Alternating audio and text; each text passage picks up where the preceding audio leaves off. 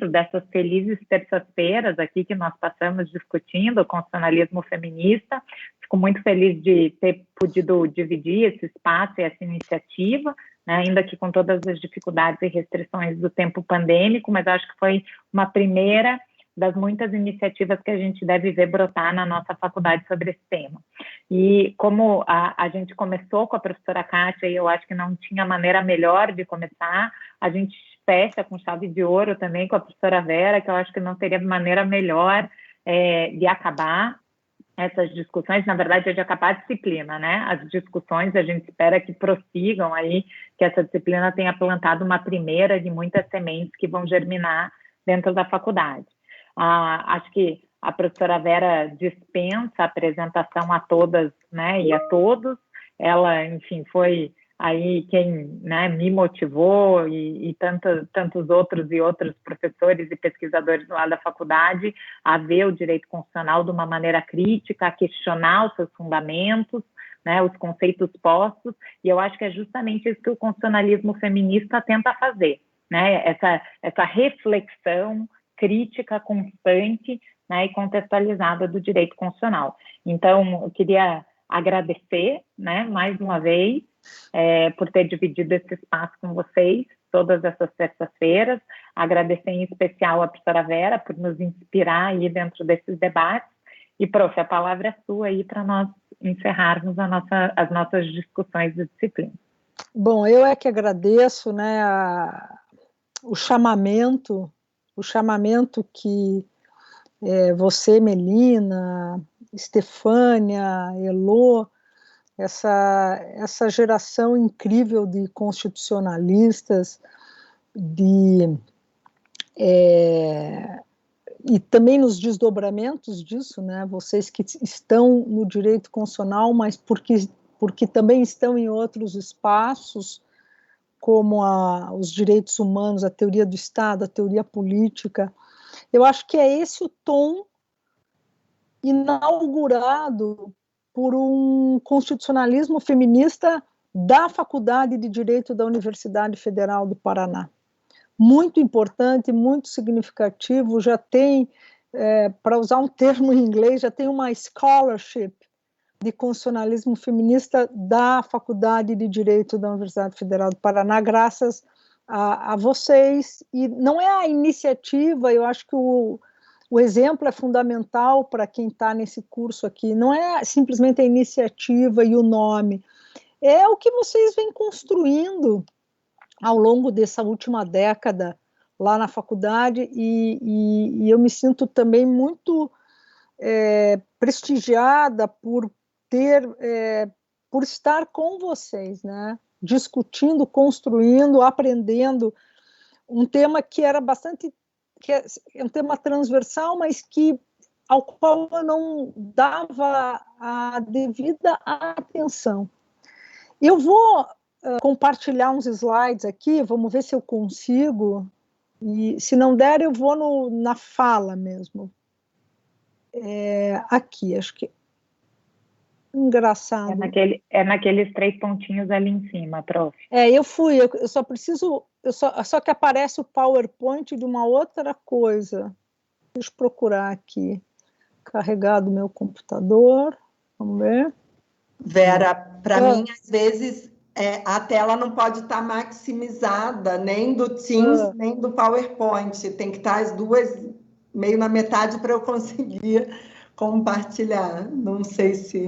Tá, eu vou ver aqui deixa eu ver pela terminação, eu acho que vai dar, vamos ver.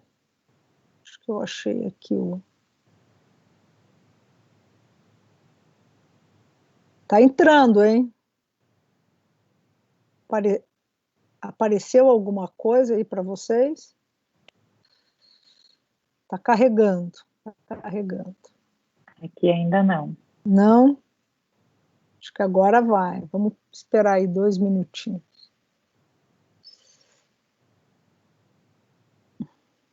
E agora? Ok? Ainda não. Agora tá com... Isso, agora. Aí, deu. Deu? Eu só não estou eu escutei a Steph, eu não escutei a Steph. Deu para todo mundo? Apareceu? Aqui apareceu, prof. Então tá. Então, na realidade, eu escrevi um trabalho sobre isso e eu achei que era pertinente, né, para essa nossa discussão, cujo título é Constitucionalismo, Feminismo, Jurisdição Constitucional e o voto do ministro Edson Fachin na ADI 5617. O que isso tem a ver com Fanny Wright?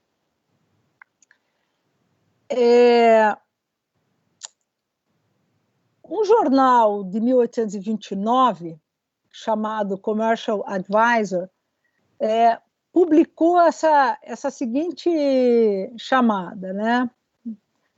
Eu traduzi meio precariamente, dizia assim: da mesma forma, relatos da imprensa gritaram sobre a ameaça de Wright à estabilidade doméstica, especialmente quando, em 1829, o Partido dos Trabalhadores, conhecido depreciativamente como Partido Fanny Wright, obteve votos suficientes na cidade de Nova York para eleger um de seus candidatos à legislatura estadual. Histericamente, o jornal Commercial Advertiser acusou os trabalhadores como pobres seguidores iludidos de uma mulher ateísta maluca e advertiu que seus líderes estavam perdidos na sociedade, na terra e no céu, sem Deus e sem esperança, vestidos e alimentados por roubo e blasfêmia. Isso porque a Fanny Wright, ela tinha muito dinheiro e ela financiou essa eleição. Ela deu grana para que esse partido pudesse eleger alguém. Para o jornal, Wright era uma blasfemadora ousada e uma sacerdotisa voluptuosa da licenciosidade. Abandonando todas as restrições, ela quebraria todas as barreiras da virtude e reduziria a palavra a um grande teatro de vício e sensualidade em sua forma mais repulsiva. Então, isso foi o que reverberou na época, né, nesse jornal. Em 15 de março de 2018, o ministro Edson Fachin proferiu seu voto na ADI 5617, que tinha como objeto o artigo 9º da Lei 1365, que dizia que nas 3 eleições subsequentes à publicação da lei, o percentual mínimo de 5% e máximo de 15% do fundo partidário seria usado em campanhas eleitorais de candidatas mulheres. Em seu voto, o ministro Fachin apresenta as seguintes premissas: que as ações afirmativas prestigiam o direito à igualdade, que é incompatível à igualdade a distribuição de recursos públicos orientada apenas pela discriminação do sexo, que a autonomia partidária não consagra a regra que exime o partido de respeito incondicional à igualdade, que a igualdade entre homens e mulheres exige que as mulheres tenham iguais oportunidades e que também sejam empoderadas por um ambiente que lhes permita alcançar igualdade de resultados, e que a participação das mulheres e a sua ampliação nos espaços políticos é um imperativo do Estado. Com base nessas premissas, claro, eu reduzi muito aqui os argumentos do voto, que são, né, muito elaborados, para a gente poder tê-los aqui nesse espaço do nosso encontro. Com base nessas premissas, o ministro Fachin oferece as razões do seu voto a partir do fundamento constitucional da dignidade, do pluralismo político, da igualdade formal e da autonomia partidária. Também se vale da cláusula de abertura da Constituição e, por meio dela, fundamenta com base na Convenção para a Eliminação de Todas as Formas de Discriminação contra a Mulher. Ainda, apresenta a base doutrinária e os precedentes do STF, do TSE, da Corte Interamericana de Direitos Humanos, do Comitê de Direitos Humanos e do Comitê para a Eliminação da Discriminação contra a Mulher. Em sua conclusão, o ministro entende que é procedente a ação, a ADI, e, portanto, declara a inconstitucionalidade da expressão 3 do artigo 9º da lei 13.165, eliminando o limite temporal, da interpretação conforme ao referido artigo 9º da Lei 13.165, equiparando o patamar legal mínimo de candidaturas femininas, 30%, ao mínimo de recurso do fundo partidário a lhe ser destinados, de forma que seja interpretado como sendo 30% do montante do fundo alocado a cada partido, e fixando que, havendo percentual mais elevado de candidaturas femininas, o mínimo de recursos globais do partido destinados a campanhas lhe seja alocado na mesma proporção. E 3, declara a inconstitucionalidade por arrastamento do artigo 44, parágrafo 5º-A e parágrafo 7º da referida lei. Eu pretendo, a partir desse voto, explorar o que nele se entrelaça, público e privado, direito constitucional e direitos humanos, constitucionalismo e feminismo. O ministro Fachin enfatiza a eficácia horizontal dos direitos fundamentais e seu impacto sobre o direito civil, ou seja, as relações interprivadas serão atravessadas pelos sentidos da Constituição, assim como os sujeitos que, mesmo em suas ações privadas e nas suas relações sociais, se constituem como sujeitos constitucionais. Esse argumento aparece também no seu voto no recurso extraordinário 845779, que trata do direito dos transexuais de utilizarem o banheiro do gênero com o qual se identificam. Ainda, como juiz constitucional, dialoga com a jurisdição externa, em especial a Corte Interamericana de Direitos Humanos, trazendo as suas decisões, as decisões destas cortes, como mais um parâmetro a ser levado em conta. Isto fortalece as demandas dos grupos mais vulneráveis, como, por exemplo, as mulheres.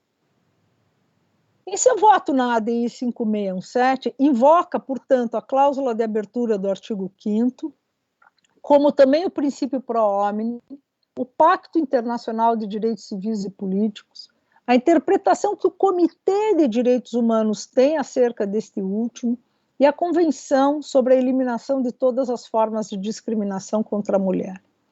Cito ainda o seu voto no RE 845779, né, o dos transgêneros, dos transexuais,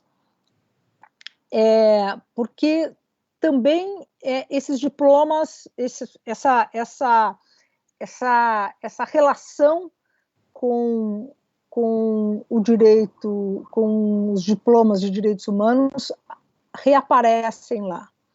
Né? E ele também invoca a eficácia horizontal dos direitos da personalidade, no caso do banheiro dos transgêneros, e a cláusula de abertura.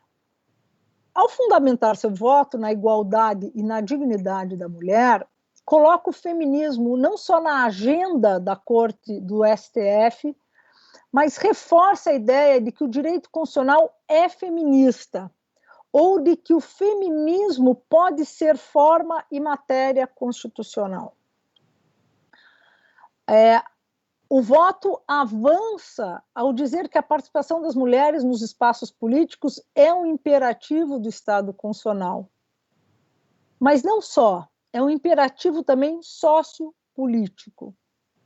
Articula em seu voto argumentos de pesquisas feitas por mulheres, como Berta Lutz, Flávia Piovesan, Fernanda Ferreira Mota, Flávia Biroli e Diane Otto, tais como o fato da política institucional ser e continuar sendo um espaço predominantemente masculino, com uma flagrante desigualdade estrutural na relação do número de mulheres eleitoras e o número de mulheres no poder legislativo federal, estadual e municipal, a exigir uma nova forma de pensar a representação que desafia os estereótipos de gênero.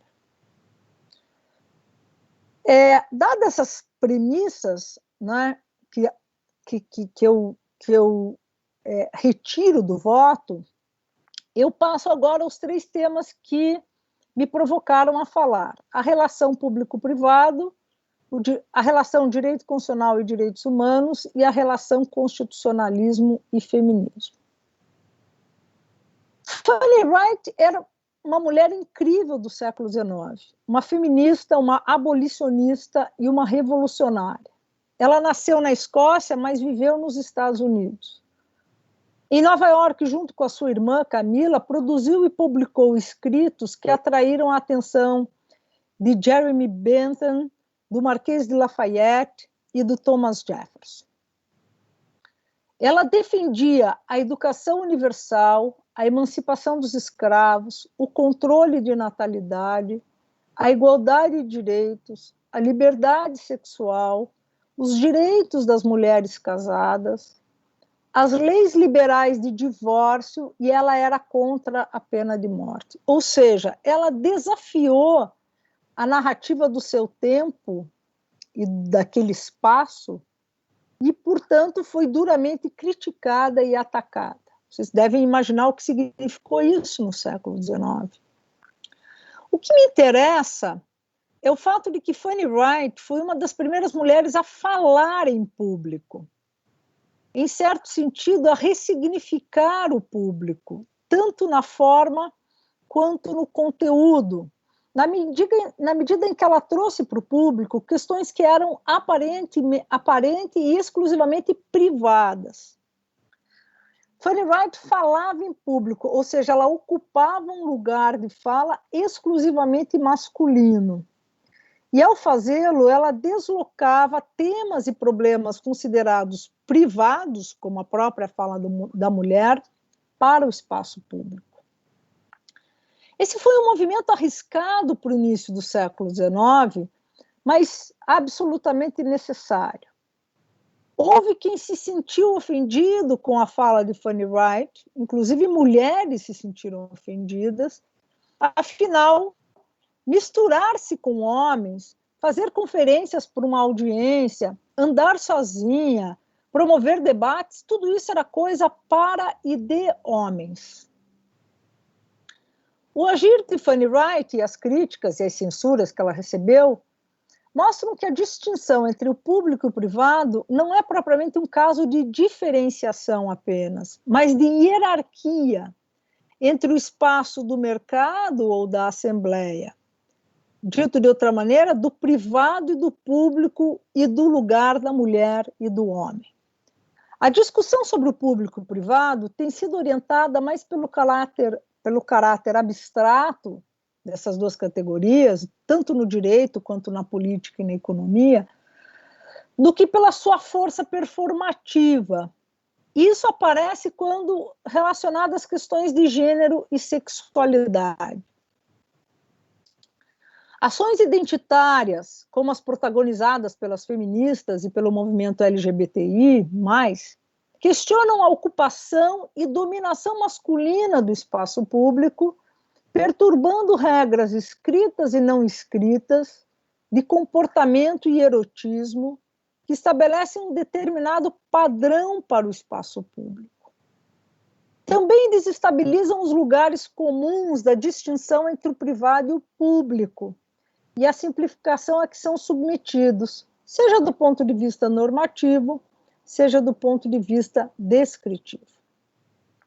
Esse breve excurso sobre o público privado, feminismo e identidades LGBTI, alcança os casos constitucionais que apresentam essa tessitura, como o da participação feminina na política e os recursos destinados às respectivas candidaturas e do uso do banheiro por transexuais. 2 casos submetidos à jurisdição do Supremo Tribunal Federal, em 2 ações de tipos diferentes, nas quais o ministro Edson Fachin, como relator ou apenas membro do colegiado da Corte, construiu uma trama inovadora. A política partidária e a representação política são histórica e estruturalmente masculinas, sexistas e discriminatórias. As mulheres estão em menor número no espaço institucional da política e igualmente são subrepresentadas. O fio de linha do voto do ministro Fachin se apropria deste argumento para afirmar que, não obstante os avanços do constitucionalismo democrático, se não houver participação política feminina, a desigualdade permanecerá. Se as mulheres do século XXI têm ocupado o espaço público e têm, né, se tornado o espaço público, comparativamente às mulheres do século XIX, isto não tem sido suficiente para que houvesse uma alteração significativa no estado de coisas desigual, exigindo ainda políticas afirmativas como a da Lei 9.100 de 95 e da Lei 9504 de 97, que estabeleceram cotas para a candidatura de mulheres. Mesmo assim, o número de mulheres que se candidatam é pequeno, como também o número das mulheres que se elegem. E as eleições presidenciais de 2010, nas quais, pela primeira vez, foi eleita uma mulher para a presidência da República, não foram uma exceção. Nesse mesmo ano, a população brasileira era formada por 51% de mulheres, mas o percentual das eleitas para a Câmara dos Deputados foi de 8,7%, somando 45 deputadas em um universo de 513 parlamentares. Vale observar que o número de mulheres eleitas representa 4,8% das 933 que se candidataram ao cargo, enquanto no caso dos homens, elegeram-se 11,8% dos que se candidataram. Para o Senado Federal, foram 81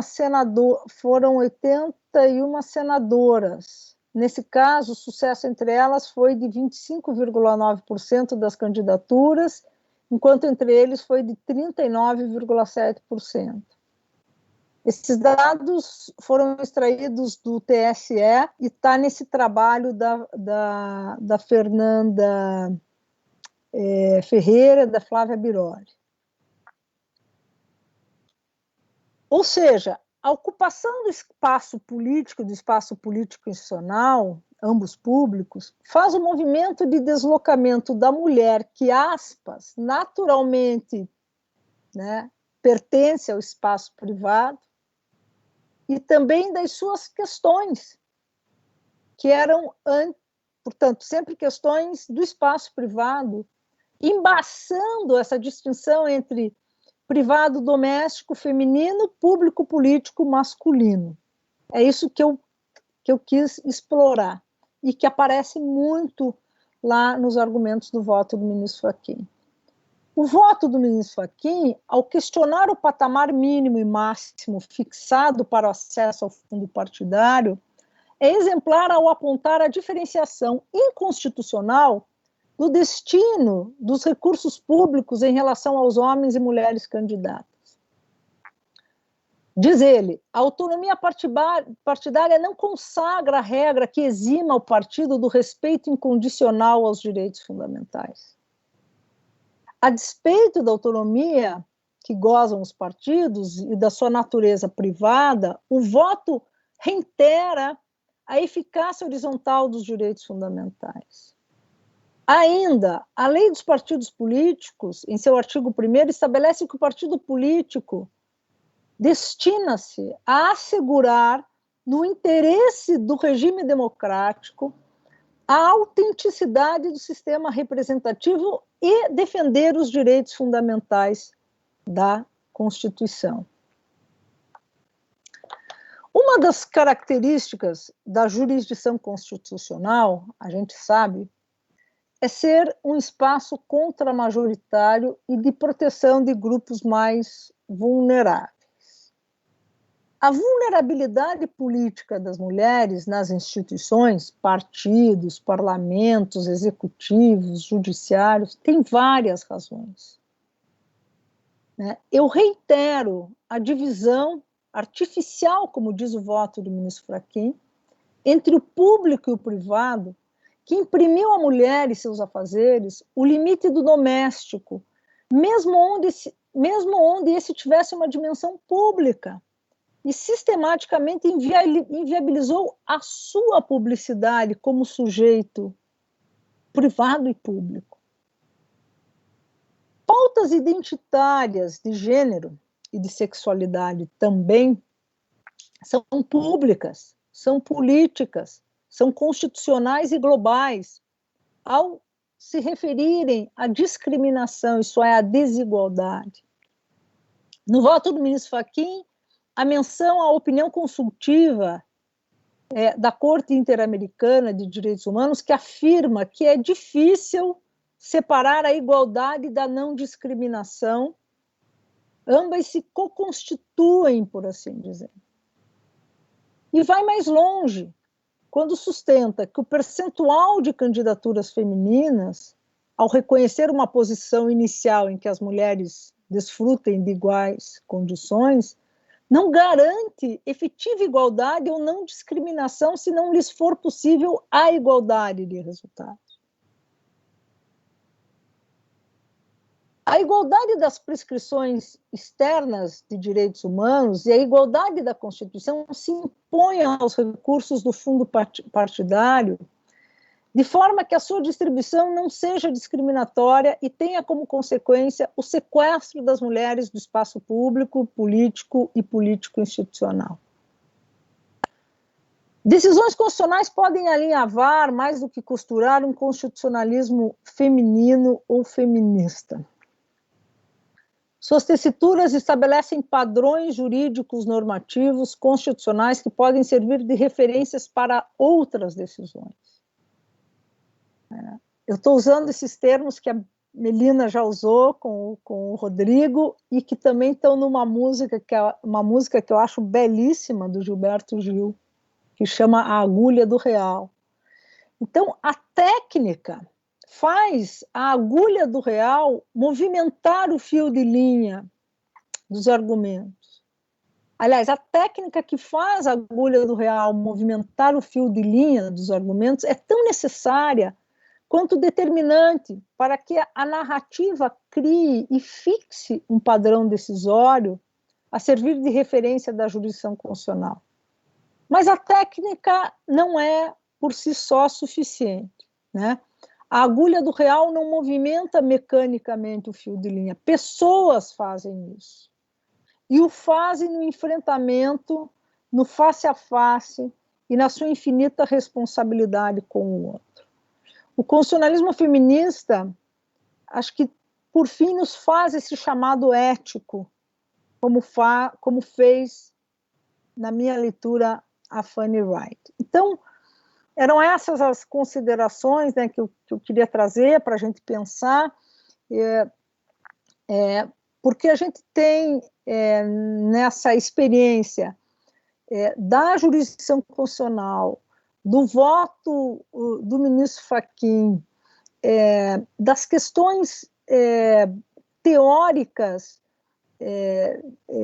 críticas e dogmáticas que estão postas no voto e que retomam e que recolocam, ao meu ver, o lugar certo de uma dimensão do direito constitucional que é, ao mesmo tempo, pública e privada, da relação entre o público e o privado, de uma leitura da legislação eleitoral à luz dos compromissos constitucionais e de direitos humanos. Então, era essa a costura que eu queria fazer. Eu reduzi muito o texto original para caber nesse espaço de tempo e nesse PowerPoint mal feito, né? Confesso, para que a gente tenha alguma oportunidade aí de conversar sobre isso. Então é isso, gente.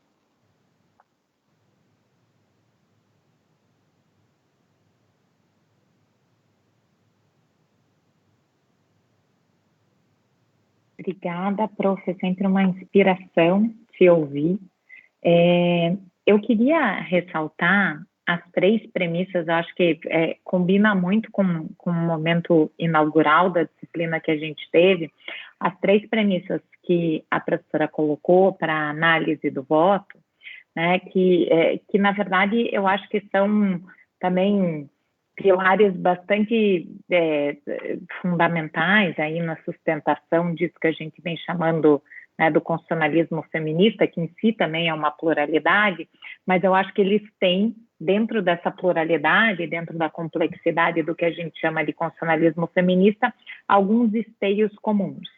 E eles efetivamente estão nessa revisão dessa divisão tradicional com a qual nós ainda pensamos o direito, que é essa dicotomia do público e do privado. Isso é fundamental, né? Os currículos das faculdades de direito continuam fomentando essa divisão, o modo pelo qual o direito é ensinado continua fundamentando essa distinção, e isso cada vez mais, né, a realidade, sobretudo da vida das mulheres, mostra o quanto isso é artificial. Né, pegando um dado fundamental que ontem foi novamente divulgado por conta do 8 de março, que é a violência sofrida dentro do âmbito doméstico é a principal causa de afastamento das mulheres do trabalho. Né? Então, veja, o trabalho dentro da espacialidade pública, né, apesar de, em algumas faculdades, como na nossa ainda, o direito do trabalho está no campo das relações privadas, né, o que também não é uma visão, né, muito coerente com a contemporaneidade, mas, de toda maneira, para elas saírem para a espacialidade pública, elas, obviamente, né, dentro do lar, sofrendo violência, encontram um obstáculo. Então, essa análise mostra quanto, na verdade, nós precisamos repensar e quanto as estruturas de dominação privadas e públicas se retroalimentam também, né? Como há um jogo aqui muito, enfim, muito ligado de uma esfera com a outra. Então, acho que é fundamental repensar isso, e como o voto era sobre participação política, há aqui também algo a ser pensado, que a gente geralmente fala do âmbito privado, né, de como os lugares de poder e os postos decisórios não atendem à lógica feminina, mas no âmbito da participação política também, né, as estruturas partidárias, que hoje ainda são um requisito essencial para que as mulheres cheguem a ocupar, né, esses espaços políticos, as estruturas partidárias funcionam com uma lógica altamente masculina, pensada, né, para o estereótipo masculino dos sujeitos que ocupam essa espacialidade. O próprio, digamos assim, modus operandi dos nossos parlamentos também continuam, né, reproduzindo essa lógica. Então, de fato, em termos de estrutura de poder, seja público ou seja privado, há necessidade desse repensar. O segundo ponto, que eu acho fundamental, e talvez eu enxergue isso com muita clareza, porque une os meus dois pontos de pesquisa, né, juntos, é essa ideia de pensar enfim, o direito constitucional e os direitos humanos, né, ou a cláusula, as aberturas do direito constitucional e as cláusulas de abertura que o fazem. Eu, particularmente, não vejo como falar de constitucionalismo feminista sem fazer necessariamente essa ponte, sem ir para o direito internacional de direitos humanos, sem entender, por exemplo, a Convenção de Belém do Pará como algo constitutivo da nossa cláusula de igualdade constitucional, a Convenção de Eliminação de todas as formas de discriminação contra a mulher, e vir daí deveres e efeitos concretos. Né? Isso eu acho mais importante, porque no final das contas, quando a gente fala dessa integração do direito constitucional com o direito internacional, né, do ponto de vista prático, significa que nós temos obrigações, tais quais as obrigações constitucionais que vêm desses tratados internacionais e que precisam ser cumpridas. E uma das mais importantes, e nisso, enfim, eu e a professora Stefania estamos lá incansáveis no nosso projeto da igualdade de gênero com as mulheres do sistema de justiça, é adotar um protocolo de julgamento com perspectiva de gênero. Né? Isso é fundamental, não é uma recomendação, né? É um cumprimento de dever constitucional que advém dessa abertura do direito constitucional para o direito internacional e, sobretudo, aí, com os olhos da Corte Interamericana de Direitos Humanos. Né? E nós temos aí resquícios, né? E o artigo de hoje, publicado pela professora Stefania, pela professora Clara e pela Marina, bem demonstram isso, como nós temos resquícios ainda profundamente arraigados dessa lógica dentro da nossa compreensão, dentro dos julgamentos, dentro da jurisdição. Isso se espelha do ponto de vista material nos resultados, né? Então, falar, né, em 2021, em defesa da honra, né, não faz nenhum sentido, né? Mas também isso se espelha do ponto de vista da própria conformação dos órgãos que dão esses resultados, né? Então, a presença feminina cada vez mais necessária e cada vez mais constante dentro desses espaços, o que volta também ao primeiro ponto, né, dessa divisão do público e do privado, a necessidade de nós termos mulheres nesses espaços públicos trabalhando com isso. E a terceira premissa que também aparecia ali, que eu acho fundamental e que mexe, enfim, a meu ver, com um dos fundamentos aí do próprio constitucionalismo, é que o constitucionalismo feminista, ele de alguma maneira redesenha essa dinâmica da tensão do constitucionalismo e da democracia, né, dando um novo colorido para a ideia da igualdade, sobretudo para a inclusão do direito à diferença como um parâmetro fundamental dos fundamentos do direito constitucional contemporâneo, e aí ele é uma chave interpretativa para permitir, obviamente, a abertura para outras pluralidades, né? Acho que o constitucionalismo feminista ele não pretende ser universalista, ele não pretende ser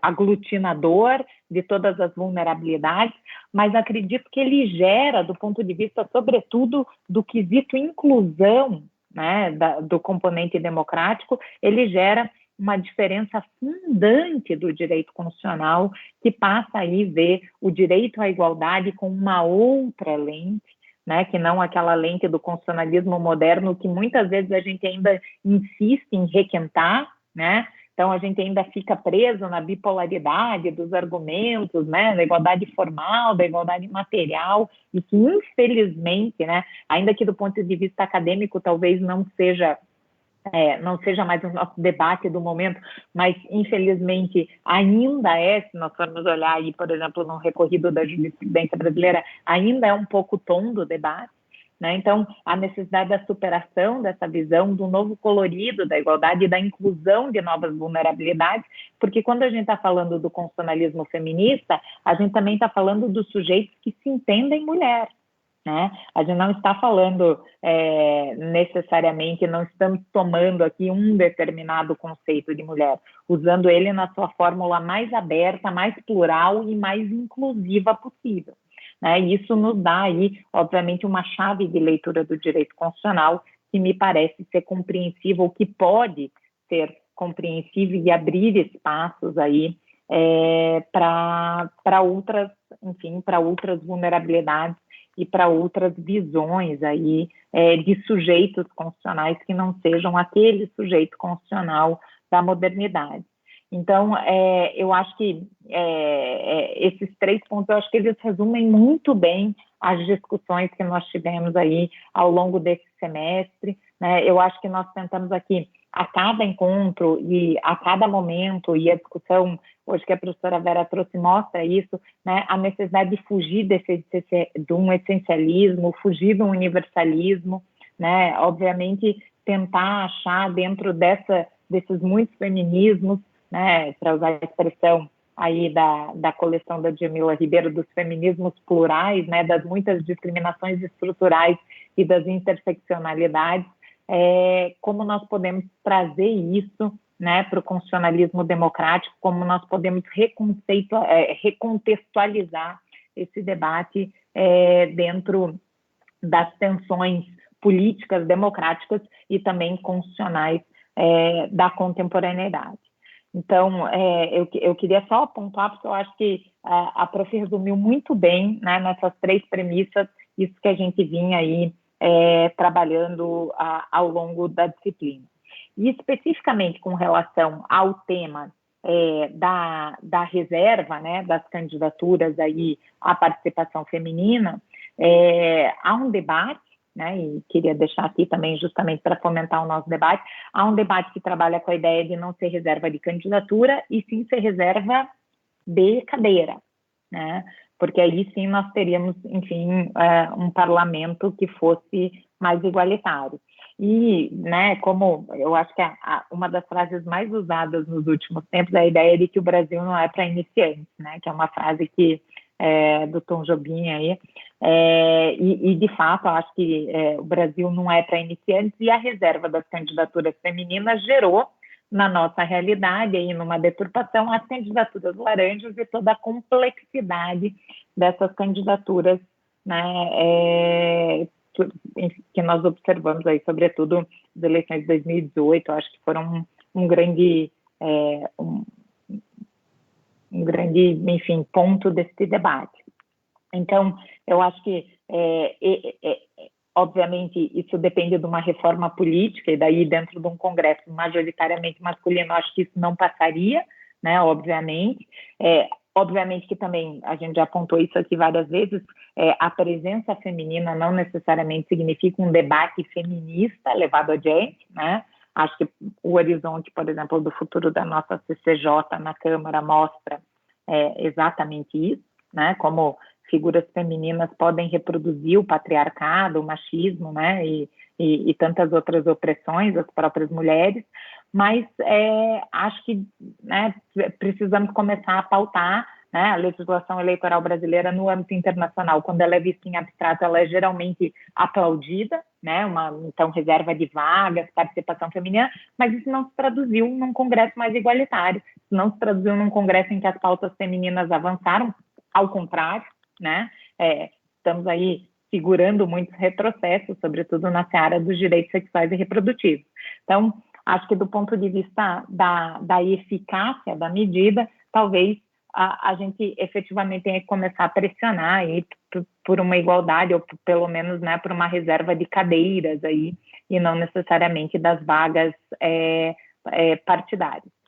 Isso, enfim, né, para não dizer outras discussões que daí possam surgir, como a própria necessidade de ter partido político intermediando essas candidaturas, mas que daí também são outros debates, né, que daí surgem. Mas não quero monopolizar a palavra, só porque são muitas inquietações que surgem aqui dos debates, mas, enfim, queria mais uma vez agradecer a prof, é sempre um prazer lhe ouvir, eu que lhe escuto desde Direito Constitucional há 15 anos atrás, lá na universidade, na praça, né, da qual nós temos tanta saudade de estar no presente momento, sempre aprendo, sempre me inspiro, e sempre que eu lhe escuto, eu fico muito feliz por ter feito a opção pelo Direito Constitucional. Obrigada, Mê. É para eu comentar ou como é que a gente vai fazer? A Steph vai... Não sei se eu acho que se a Steph quiser, tá. Daí a gente faz uma roda e daí a prof comenta, que tal? Acho que tá talvez ótimo, funcione. Tá ótimo. É bom que a Steph está com a publicação dela hoje fresca, né? Que tem relação também com isso, então vamos lá.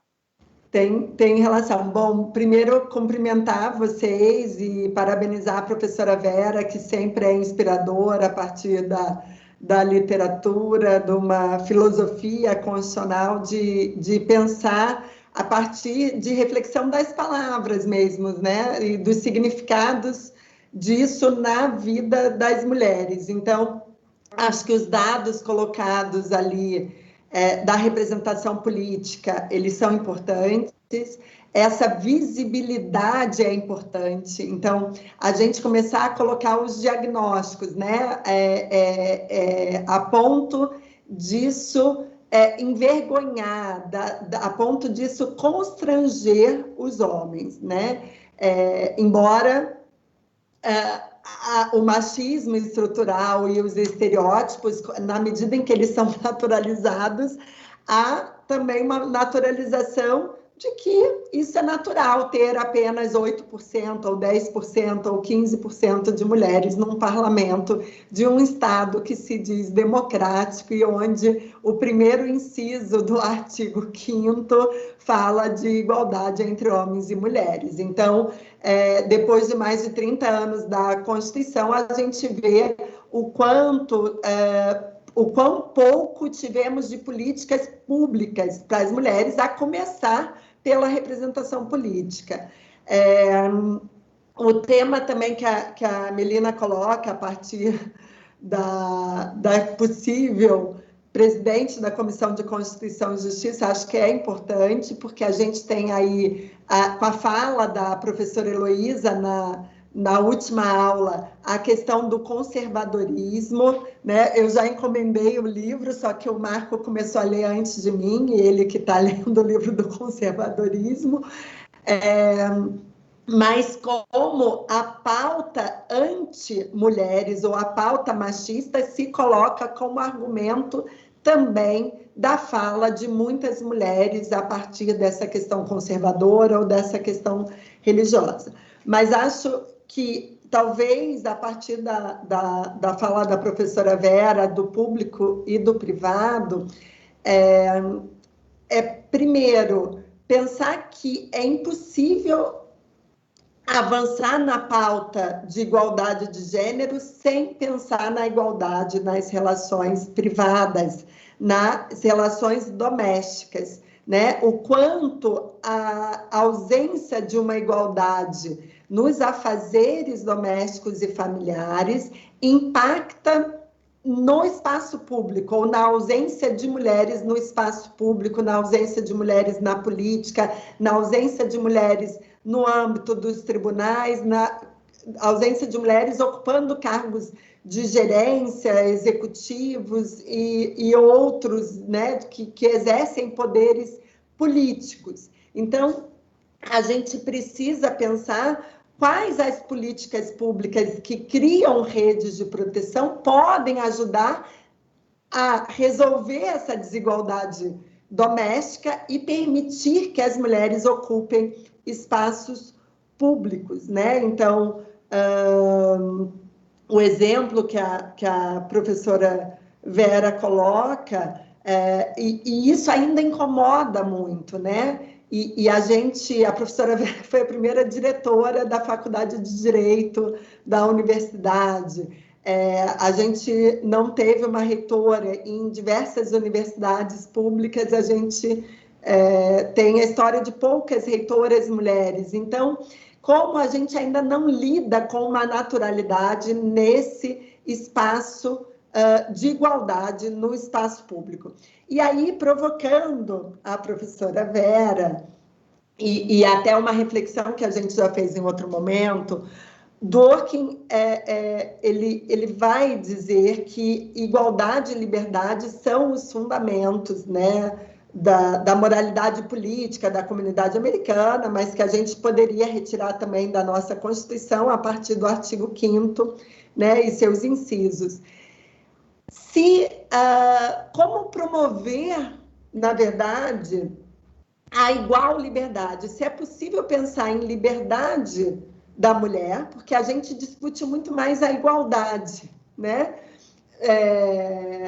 Mas se é possível pensar em liberdade sem promoção da igualdade, né? Sem igual liberdade, se é possível pensar numa liberdade autônoma da igualdade. Então, porque eu queria ouvir, né, a nossa inspiradora que fez eu gostar do Dworkin, e aí eu vi um pouquinho como que a gente pode avançar nisso, embora o tema da liberdade ele há mais preconceito nessa onda conservadora, como se a discussão da liberdade das mulheres não fosse merecedora de um debate público, né? Imagina falar de liberdade sexual e reprodutiva, então, né? Isso é uma depravação quase no Brasil de hoje, que não é para iniciantes e eu diria nem para avançados, né? Então, algo mais complexo. E a gente não imaginava que ser professoras de direito constitucional fosse ser tão emocionante e tão angustiante como é no Brasil de hoje. Professora Vera, tá? Steph, você podia repetir, porque caiu meu fone do ouvido aqui, quando você falou ser professora de direito constitucional, daí caiu. Você podia repetir para mim? Não, é que a gente não imaginava que ia ser com tanta emoção e nem com tanta angústia, né? Tanto sofrimento. E aí, pensando também nessa questão dessa... que eu já tinha falado no ICON, no Rio, lembra?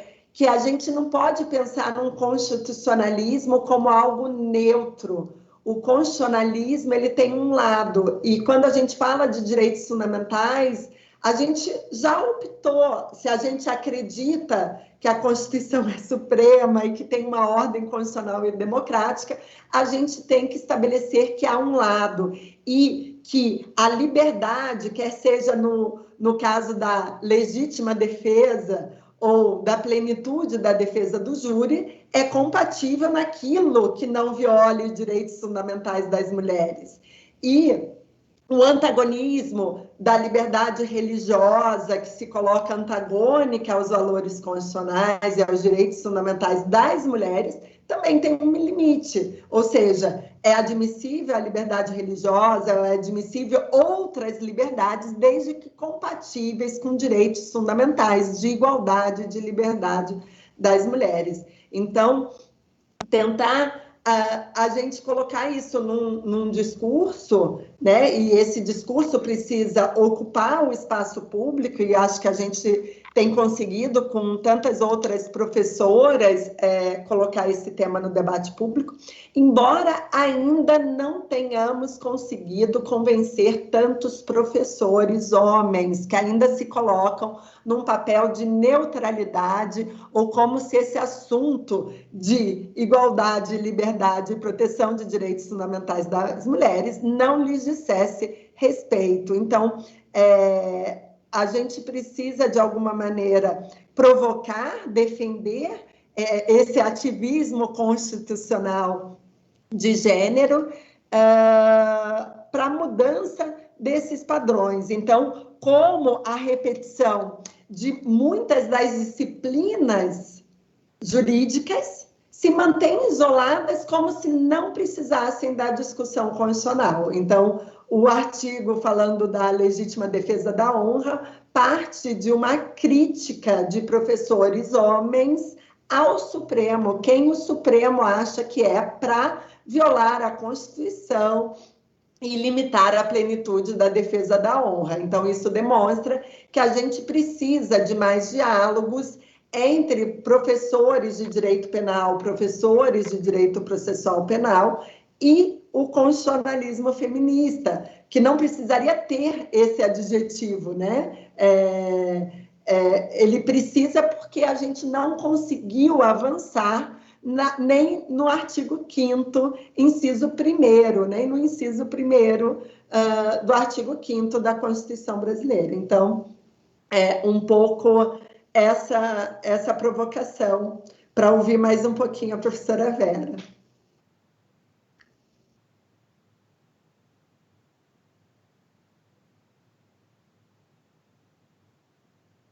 Bom, posso falar um pouco? Eu acho que sim, prof, daí a gente passa para uma... Você que sabe, ou a gente faz agora uma primeira resposta e daí depois a gente abre uma outra rodada, se parecer bem. Eu preferia falar algumas coisas agora e depois a gente abre, se for ok para todos e todas. Hein? Combinado. Eu já estou vendo a Ana aqui de mão levantada, então daí a gente já, depois da resposta da professora, a gente já retoma, Ana. Eu primeiro, antes que eu esqueça, eu recomendaria, não sei se vocês já viram uma série da Netflix chamada Pose. Ela trata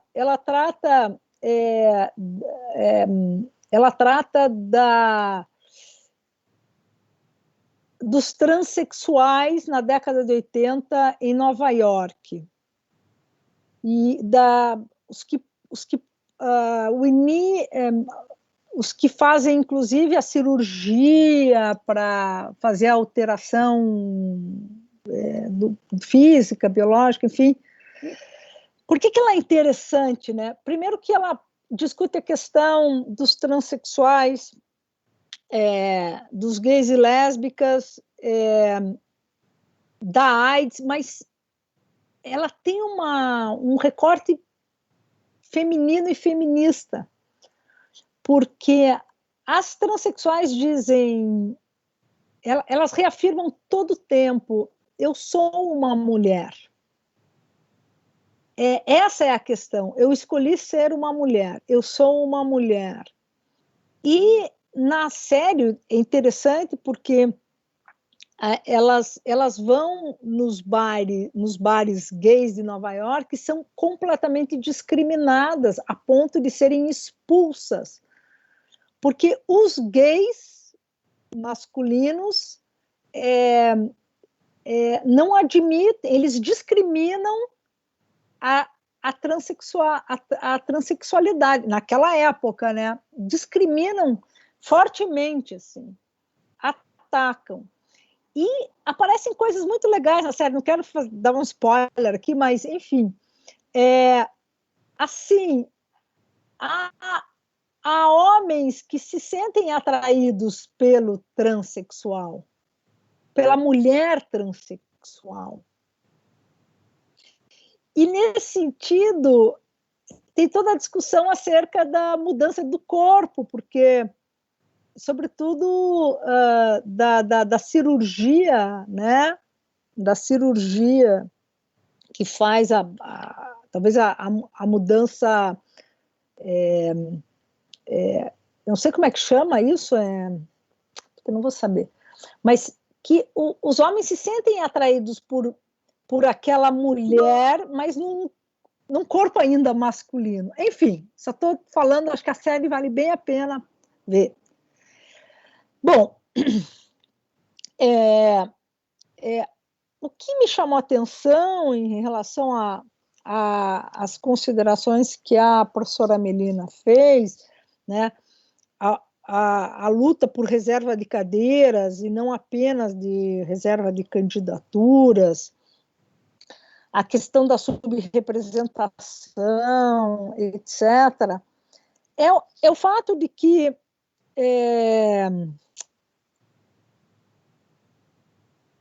talvez essa seja uma agenda que a gente vai conseguir ganhos mais significativos no judiciário, no espaço contra-majoritário. Porque a gente está esperando que a legislação mude. A legislação que é feita majoritariamente, né, por homens que não têm uma compreensão do constitucionalismo feminista, da política feminista, do lugar da mulher, da necessária revisão desse espaço e desse tempo da política que é completamente masculino. Vamos falar. Na estrutura partidária, as mulheres não têm vez.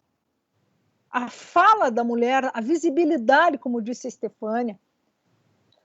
Eu lembro da candidatura da Xênia para prefeita, ela saiu de lá e foi... ela saiu de lá adoecida. Adoecida, num partido progressista. Por isso que eu estou dando esse exemplo, né? Não que outras mulheres não sofram a mesma discriminação, os mesmos ataques, né? Então, assim, a gente está num compasso de empurrar a mudança política legislativa, a reforma política é necessária, sobretudo para isso, mas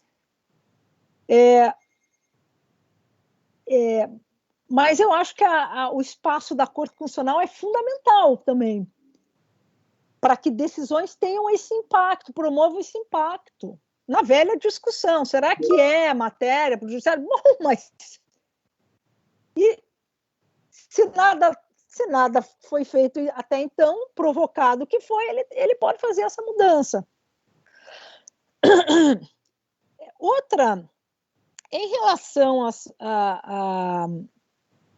isso, né, que a Melina falou, estruturas de dominação pública e privada que se retroalimentam, que a Estefânia também reforçou,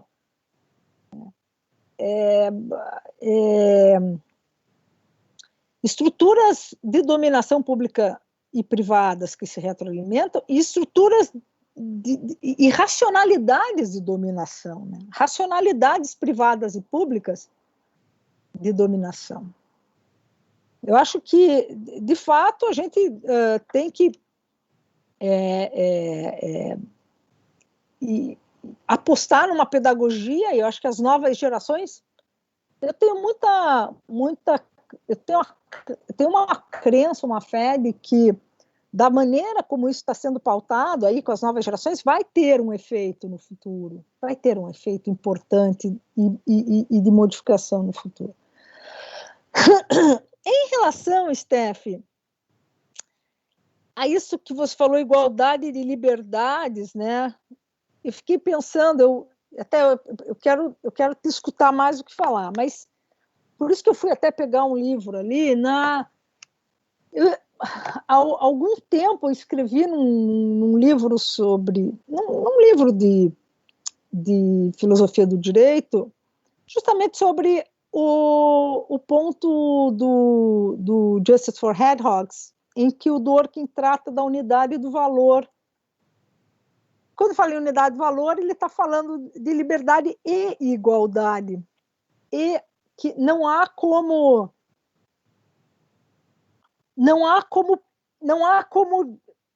pensá-las de maneira apartada, né? Ele vai dizer que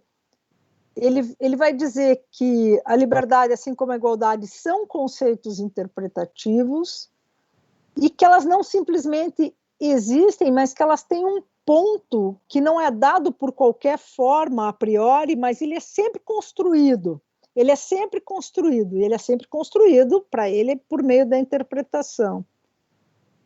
E mais do que isso, eles são construídos e reconstruídos, e eles não podem, não é que eles não podem, eles não devem, na perspectiva do Dworkin, serem interpretados de maneira independente, né? E aí a proposição dele da unidade do valor. Ele faz uma diferenciação interessante entre liberty and freedom. E que a gente, eu não sei como a gente faria isso, como é que a gente poderia fazer essa diferenciação em português. Mas para chegar na ideia de que valores como a liberdade e a igualdade, eles devem ser pensados juntos, de que, mais do que isso, para mim, a pérola desse texto é quando ele fala que eles são objetivamente verdadeiros. E eles são objetivamente verdadeiros porque eles levantam uma reivindicação do tipo moral. Eles não é algo subjetivo, não é uma interpretação que se valha de valores ou princípios cujos significados são subjetivamente dados. Não, eles são objetivamente verdadeiros a partir do momento que eles levantam uma pretensão moral.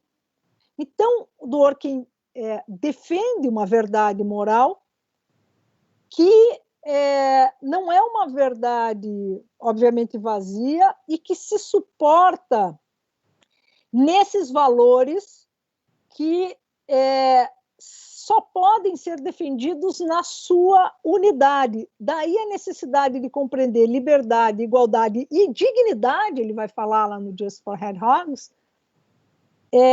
como, né, conceitos que por meio da interpretação, estão absolutamente entrelaçados. Então, eu que queria ouvir de você, como é que a gente pode pensar uma igual liberdade sem estar entrelaçada com a igualdade, né?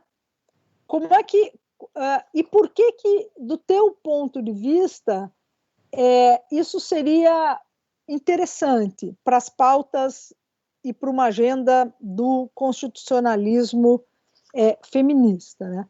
Porque eu fiquei pensando aqui, e sim, então essa é a primeira questão. E segundo, igual, só faz sentido falar em igual liberdade se eu faço esse divórcio com a igualdade, senão está lá. Senão está lá, porque eu não tenho como pensar igual não tenho como pensar em igualdade ou tratava todos com igual respeito e consideração, sem liberdade e sem dignidade. Eu tenho que compartilhar. Então, era isso que eu queria também levantar. Posso me meter no meio da discussão aqui? Mas eu acho que aqui, óbvio, né, contribui para esse debate a noção do Amartya Sen, da ideia da liberdade substancial, né, e que depois é revisitada, inclusive pela Martha Nussbaum aí, dentro de uma perspectiva de gênero, né, que eu acho que contribui bastante. Óbvio, são dois autores de uma matriz liberal, né, enfim, na boa acepção do liberal, não na acepção brasileira do liberal, mas de toda maneira eu acho que contribuem para esse debate na medida que, e eu acho que é isso um pouco que, quando antes eu falava dessa revisitação do constitucionalismo feminista dessas estruturas tradicionais, quando nos mostram que, na verdade, essa cisão que o constitucionalismo moderno fez entre liberdade e igualdade é algo profundamente artificial e que atende a um conjunto de interesses muito específicos. Então, ver cindido dessa maneira, ver a possibilidade de se concretizar liberdade sem igualdade, eu acho que é algo que faz parte de uma agenda constitucional que foi construída na modernidade para determinados sujeitos. Então, eu acho que esse repensar é fundamental e é provocado pelo constitucionalismo feminista, né? E, de novo, citando um pouco dos dados que circularam ontem, eu acho que isso fica muito claro, né? Um dos dados que mostram aí a participação das mulheres na economia e a participação dos homens, né? Como construir qualquer base de igualdade, de liberdade das mulheres que não repense isso, né? As mulheres gastam pelo menos o dobro do seu tempo nas tarefas domésticas, né? Que os homens não gastam. Então, assim, sem a revisitação desses padrões de desigualdade, aqui, obviamente, não há discurso, né, de liberdade que caminhe. Então, eu acho que aqui são alguns marcos teóricos, né, que, obviamente, também têm o comprometimento com uma determinada visão do mundo, uma determinada visão do direito constitucional, mas que corroboram um pouco para esse repensar dessas categorias que a gente traz, né, tão pré-formatadas lá do constitucionalismo moderno, e que não cabem, né? A meu ver, não cabem na contemporaneidade essa compartimentalização, essa classificação dos direitos fundamentais, né? Tão seccionadas aí, de fato, não atendem aí, pelo menos a meu ver, aos pressupostos do constitucionalismo feminista.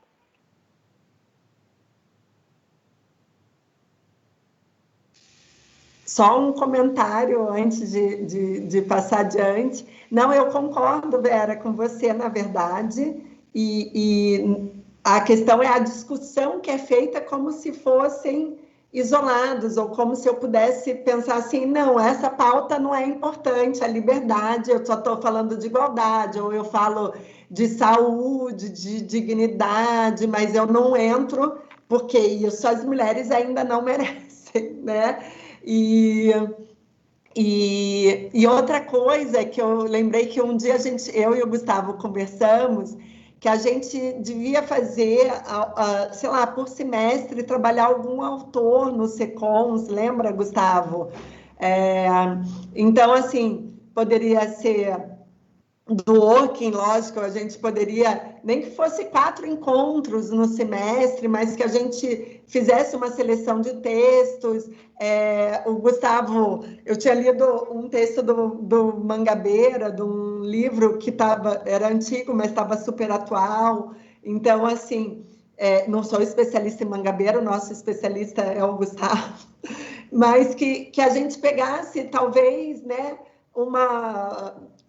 retomando essa ideia, como faz falta mesmo, e como às vezes a gente quer voltar nessas questões mais teóricas, e como a gente precisa dessa base teórica para fortalecer nossos argumentos, e aí é uma ideia que fica aí, provocando de novo o Gustavo para nos cobrar dessa organização. E aí já passo, acho que posso passar a palavra à Ana Letícia para fazer sua arguição, seus comentários. Bom dia a todas, bom dia, professoras. Primeiramente, queria dizer que esses debates aqui das aulas têm me feito muito refletir. Eu estou até triste que está acabando a nossa disciplina. E eu também queria agradecer a todas essas professoras incríveis, né, pela oportunidade dessas aulas. Bem, então eu queria fazer um comentário a partir de uma perspectiva pessoal. E aproveitando que a professora Melina falou lá no começo da fala dela sobre o dia 8 de março, eu queria dizer que ontem eu vi muitas postagens de pessoas comemorando a data, né, do Dia Internacional das Mulheres, a partir de um reforço do binarismo. Então, daquela ideia de que nós já estamos exaustas de ouvir, de que a mulher tem as características de ser detalhista, de ser cuidadosa, de ter zelo pelas coisas, enfim, de ter toda aquela questão da sensibilidade da mulher. E, geralmente, essas postagens, pelo que eu percebi, são de pessoas fora do âmbito acadêmico, o que me deixa um pouco preocupada, assim, porque, às vezes, pelo fato de eu estar muito com pessoas muito, assim, da universidade pela minha volta, às vezes eu posso ter uma visão um pouco equivocada de que as pessoas estão pensando de uma forma diferente, enquanto, na verdade, não estão tanto assim, né? Então, apesar da grande importância dessa data, é bem interessante perceber como, muitas vezes, essa data, e mesmo no nosso dia a dia, ela é utilizada para, na verdade, afastar mais ainda a mulher do âmbito público, ou então de colocar a mulher dentro desse âmbito, mas apenas dentro de certos limites que são a elas permitidos, então, que são permitidos pelo olhar masculino. Eu acho que, como coloca a Simone de Beauvoir, ela fala assim, que as mulheres elas não são vistas, ou então não são produtoras, elas não são produtoras de significado, elas são portadoras de significado. E isso eu vi isso muito ontem, então, mesmo numa data que era para reforçar uma certa ideia, eu vi as pessoas tentando afastar a mulher desse âmbito público. Então, com certeza, o que a data de ontem traz é super importante, mas é interessante perceber como o próprio machismo faz certas concessões para continuar, na verdade, no poder, para continuar essa estrutura e essa racionalidade dominante. Então, o meu questionamento é como nós fazemos para subverter essa lógica que tenta afastar a mulher do âmbito público a qualquer custo e que mesmo numa data como a de ontem, tenta colocar a mulher em um certo lugar que é permitido. E também é super interessante pensar como essa visão ela prejudica, ela discrimina as pessoas que não são binárias. Então, se as professoras puderem comentar um pouquinho sobre isso. Obrigada.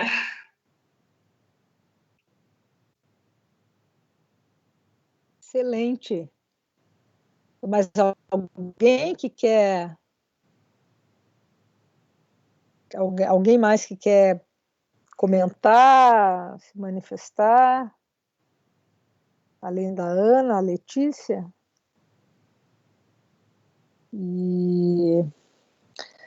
Então, Ana, eu concordo integralmente com a tua análise, né? A primeira, que é bem importante, é que, de fato, a gente vive numa bolha dentro do espaço universitário, acadêmico, que é, né, bastante intelectualizado, e entre nós que compartilhamos um tipo de reflexão mais crítica, a partir disso que a gente vem chamando de constitucionalismo feminista, mas a gente poderia dar até outros nomes, né? Porque a gente tem professoras e amigas, colegas que estão igualmente pensando a condição da mulher, a ocupação dos espaços em outros campos, né? No campo da performatividade, no campo do direito penal, como revela esse último artigo do Jota da professora Stefânia, no que diz respeito às violências sofridas, mas tudo isso para dizer o seguinte: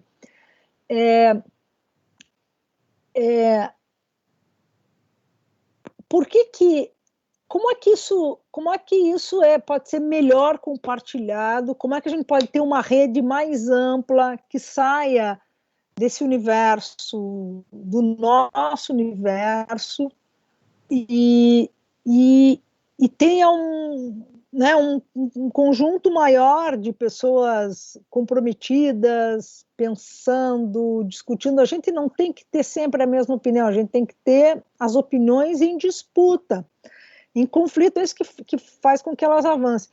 Vejam, as mulheres que sofrem mais discriminação e violência, numericamente falando, são talvez as que menos participam dessas discussões, né?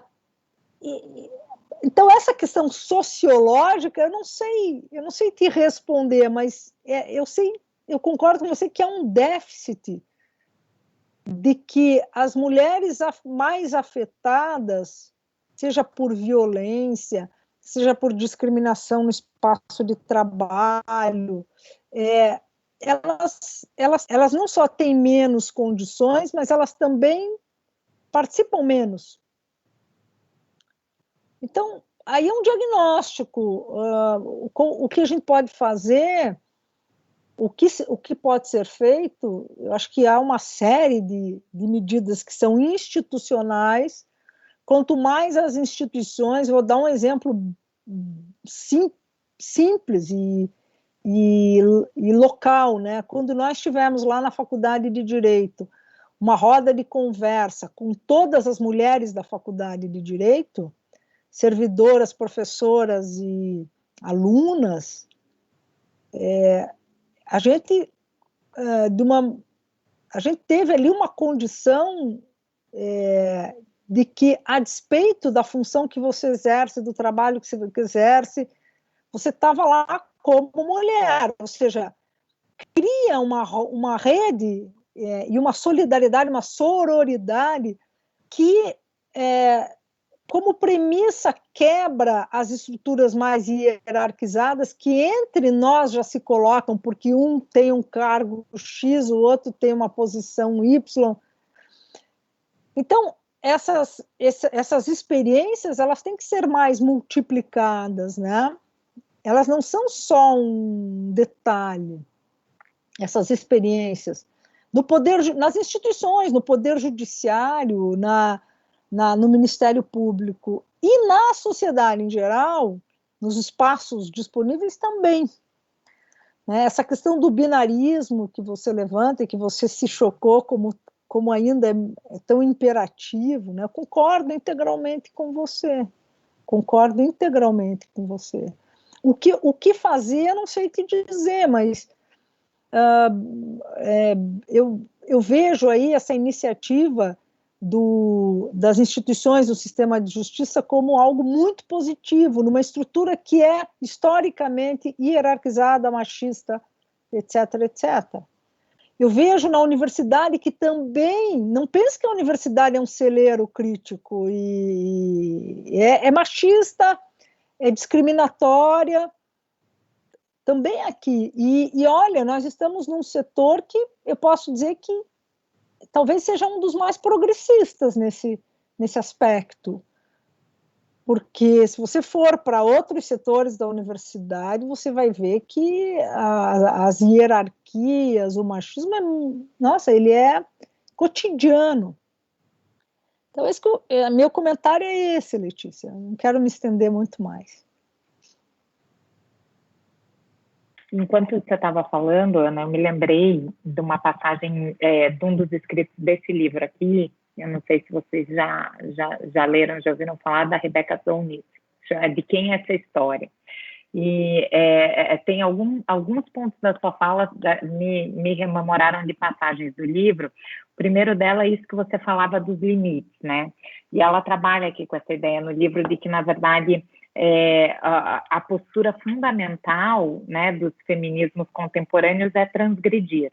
E é isso que os une todos, essa tentativa de transgressão e ultrapassar os limites que nos foram postos, que, mais uma vez, são limites artificiais, né? E ela fala que talvez um dos únicos pontos de contato entre todas as vertentes do feminismo contemporâneo seja a rejeição dessa ideia de que as mulheres são predispostamente uma coisa ou outra, né? E partir desse ponto de rejeição é uma pauta comum aí, né, para, enfim, então é isso que a gente falava desde o início, né, a rejeição a esse essencialismo, né, como se tivesse uma figura feminina universal, e isso é um estereótipo, né, e os estereótipos de gênero geram julgamentos equivocados, né? O artigo da professora Stefânia de hoje é uma lição sobre isso, né? Como os estereótipos de gênero reproduzem violências, né? Dentro da narrativa que se constrói deles no processo judicial, né? A Corte Interamericana tem N julgados aí, sobretudo, né, o mais famoso, que é o Campo Algodoneiro versus México, que trabalham com isso, como esses estereótipos do que é ser mulher, né, acabam reforçando, né, é isso. O Brasil está na beira de sofrer a sua próxima condenação na Corte Interamericana num caso em que a investigação penal foi guiada por a ideia de um estereótipo de uma mulher negra, de uma mulher pobre, de uma mulher vinda de uma zona do interior do estado da Paraíba, né, taxada como, enfim, alguém de comportamento fácil, né, do ponto de vista sexual. Então, isso de fato abre um espaço, e aqui, e esse livro é muito interessante nesse sentido, que é o espaço da disputa das narrativas, né? E eu acho que é nesse campo que nós estamos, né? E o direito constitucional, né, abre esse flanco aí para que a gente dispute essas narrativas que, enfim, foram construídas com base não só numa ideia abstrata de sujeito que atende ao padrão masculino, mas também a estereótipos do que é ser o feminino, do que é ser mulher. Ser mulher é um sentimento que não cabe aí dentro desse consenso binário, né? Então, portanto, nós temos aí necessariamente e por isso que o título do livro é De Quem é essa história, nós temos que recontar essa história.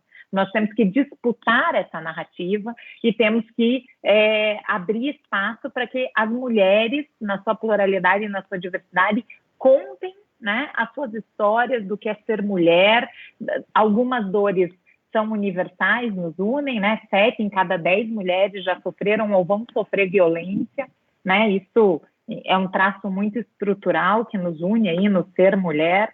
Mas o que eu acho que é fundamental, e que também ela trabalha aqui no livro, é um pouco disso que a professora Stefânia falava antes, de quais são as nossas armas. E ela trabalha muito com essa ideia de disputar a narrativa do que é igualdade, ou recontextualizar o que é essa igualdade como uma arma importante contra as mentiras, sobretudo em contextos autoritários, em contextos totalitários. E aqui ela retoma até um pouco da própria Hannah Arendt, quando ela fala, né, que, enfim, o sujeito ideal, né, o súdito ideal do governo totalitário não é o nazista convicto, mas sim é aquele que perde a distinção do que é verdadeiro ou falso e acredita na narrativa que lhe é apresentada, né? Então ela retoma essa noção justamente para mostrar que nós precisamos, né, nos municiar com, enfim, com as armas aí da igualdade para disputar essas narrativas, e que isso é uma atitude importante de resistência, né? Então, eu digo isso também para te falar que às vezes a gente sente que, do ponto de vista da academia, a gente está muitas vezes distante da realidade, que essa nossa disputa de narrativas não chega à realidade, que talvez ficar teorizando sobre o sentido do que é igualdade seja um aspecto muito mais filosófico do que concreto, mas na verdade não. Eu acho que eles são passos importantes, né? E aqui, obviamente, a universidade também tem que, obviamente, né, sair do seu lugar e também, né, e sobretudo a extensão aí tem um aspecto muito importante nisso. Eu talvez, aonde, né, tenha mais aprendido sobre o que é feminismo foi no projeto que eu coordeno das PLPs, e aprendi com essas mulheres, com a realidade delas, né, com a narrativa delas. Então, isso que eu acho fundamental. A gente não quer, na verdade, se apropriar de um lugar de fala, a gente quer criar, na verdade, espaços para que essas narrativas, que venham, sobretudo, dessas vivências de fora da universidade, também caibam, né? Eu só acho que tem que cuidar, porque também esse binarismo entre universidade e realidade, entre, né, os filósofos e o povo,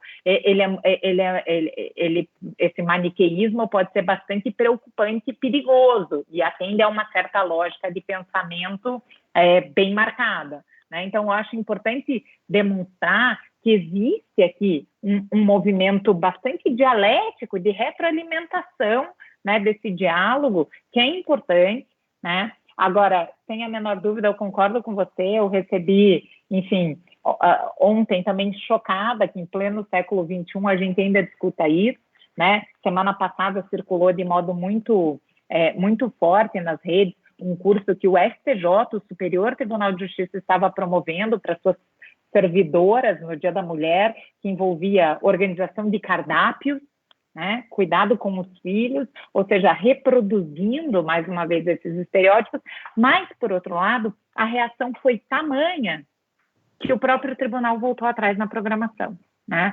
Então, isso nos dá aí um pouco uma dimensão também, que eu acho que, né, demonstra aí que apesar, né, e eu acho que essa é a grande pauta, na verdade, do constitucionalismo feminista e dos feminismos como um todo no atual momento, é resistir, é aguentar, é não permitir retrocesso, né? Então, apesar desses momentos de dificuldade, eu acho que efetivamente nós temos aí sinais, né? As últimas eleições municipais, para voltar um pouco no tema das eleições que a professora Vera tangenciou, as últimas eleições municipais deram conta disso, né? Então, apesar de nós termos aí um movimento, né, preocupante, de escalada totalitária, nós elegemos as primeiras vereadoras trans no Brasil, né, o que é, enfim, um passo importantíssimo adiante. Curitiba elegeu sua primeira vereadora negra, né?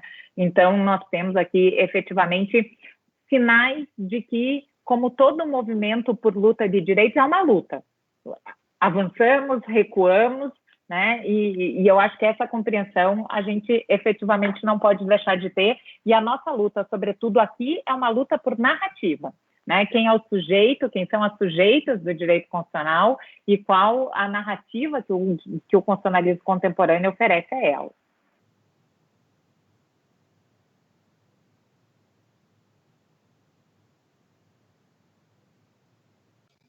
Não sei se a professora Estefânia vai querer comentar alguma coisa sobre o que eu disse. Não, eu estou de acordo, mas eu concordo com a professora Vera e com a professora Melina, que embora a gente, até pelo convívio, a gente viva numa bolha de mais lucidez, a gente ainda tem estruturas que naturalizam o machismo. Então, é preciso desse debate, dessa provocação, lógico, que sermos ouvidas, se a gente consegue, como professora, ter um local de fala, ter espaços e ocupar espaços públicos, acho que é importante esse diálogo, né? Essa provocação, porque vai trazendo uma reflexão diferente. E depois que a gente coloca esses filtros, fica difícil pensar de outra maneira, né? E de fato, a gente tem também no grupo interinstitucional de gênero também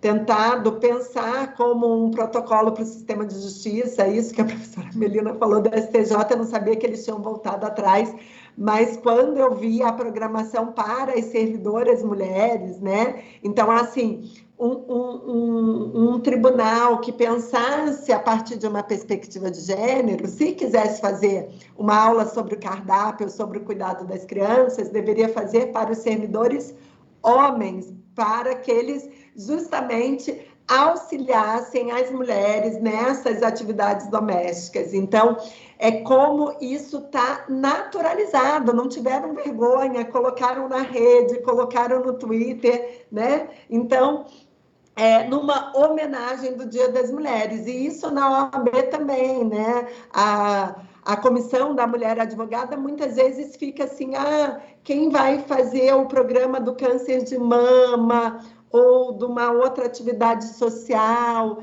Então, não, as mulheres advogadas têm que estar nos mesmos espaços que os homens advogados, elas têm que discutir sobre política, têm que discutir sobre democracia, elas têm que discutir sobre os temas da OAB e não serem convidadas apenas quando interessa ou quando eu preciso colocar alguém na chapa, né?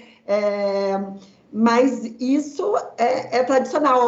Algumas tarefas, como tarefas, às vezes, de secretárias, são dadas às mulheres, né? Isso não só para as mulheres que têm a profissão de secretária ou de secretária executiva, mas para professoras, para advogadas. Então, naturalmente, você manda, você envia, você faz, você organiza, né? Então, são várias questões nos espaços.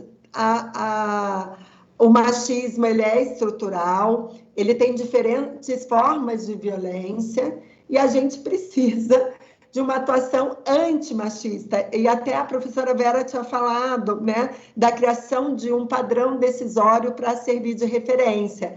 E nos protocolos com perspectiva de gênero, eles falam exatamente isso, a necessidade de dar visibilidade nas decisões, ou seja, uma decisão que poderia ser enfrentada, às vezes, sob uma outra perspectiva e proteger a mulher, ela precisa ser enfrentada a partir da perspectiva de gênero, para que seja utilizada por outros julgadores, para que seja utilizada na advocacia, para que seja dada visibilidade para o tema, mas não é simples. Talvez uma outra ideia, no Canadá, a Mariana falou que, acho que uma vez por mês, os professores apresentavam suas pesquisas lá na Universidade de Toronto, Mariana Prado, e talvez a gente precisasse desses momentos de diálogos internos na faculdade, né? Porque nós do SECONS trabalhamos bastante juntos, né, e sabemos as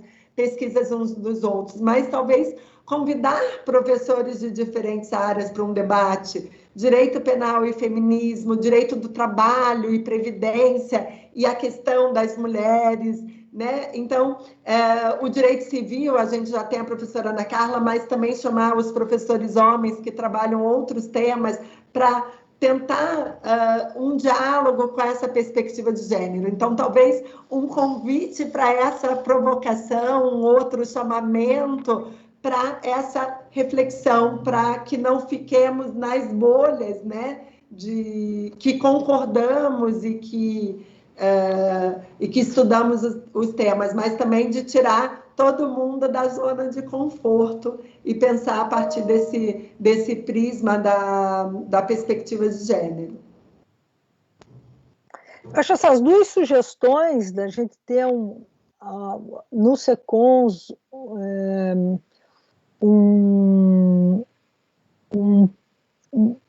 uma discussão autoral, acho que é bacana. A gente teria que acomodar isso dentro das inúmeras tarefas que, né, nós temos, porque a segunda sugestão que você faz, Stefania, é temática, né? Porque daí a gente agregaria e o SECONS é um centro de pesquisa, é um centro de estudos, é para isso mesmo. Eu acho que a gente está em tantas frentes que nós acabamos não dando conta, e também a gente não consegue estar todo mundo ao mesmo tempo em todos os eventos. Mas as iniciativas, acho que a gente pode ter, e daí ver quem agrega, porque também a gente não quer, eu acho que não é número que a gente quer qualidade. Então, para ir discutir, se tiver 6, 7, está ótimo, porque é isso que a gente quer, não precisa ter, né, grandes adesões. Então, acho que ficaram duas sugestões excelentes aqui, excelentes. Dado o avançado da hora... Queria agradecer às professoras pelas respostas. Muito obrigada. Imagina. Obrigada a você, Ana, por toda a ajuda aí também ao longo, nossa monitora aí da disciplina, ao longo de todo o curso. Então, acho que encerramos aqui, né, mais do que com chave de ouro. eu acho que esses espaços são muito importantes, né? Eu não tenho a menor dúvida que eu não estaria aqui, né, nesse espaço de disciplina se há 18 anos atrás eu não tivesse escutado numa sala da Federal falado do working, da necessidade de tratar os outros com igual respeito e consideração, por uma professora recém-chegada de Nova York, do doutorado, com muitas ideias e que inspirou muito os seus alunos. Então, eu espero, né, não tenho a menor pretensão de ter aí esse potencial inspirador da professora Vera, mas eu espero que as palavras dela hoje aqui continuem nos inspirando e que esse espaço da disciplina tenha sido um espaço de plantar sementes, né, e que, enfim, né, resistirão, né, ainda que muitas vezes eles queiram nos calar, nos enterrar, mas o poder da semente é isso, né, a gente brota, então eu acho que espero que essa disciplina tenha contribuído para isso. Queria agradecer imensamente a Steph, que é uma parceira de sempre, né, das primeiras provocações aí do constitucionalismo feminista, e a professora Vera e todas as outras professoras que estiveram aqui conosco construindo essa disciplina, a professora Kátia, a professora Cris, a professora Heloísa, a professora Ângela, são todas, enfim, mulheres não só do ponto de vista intelectual, mas da sua trajetória pessoal, exemplos potentes, emancipadores aí que, enfim, nos orgulham e nos engrandecem aí de podermos ter caminhado essas terças-feiras juntas até aqui. Então, deixo a minha palavra de extrema gratidão às alunas também, ao Gustavo, que nos acompanha aí no SECOMOS, né? E nos encontramos, então, daí só as alunas mesmo da disciplina, na próxima terça-feira, para essa roda de conversa, aí fazemos esse momento mais informal e essa autoavaliação. Combinado?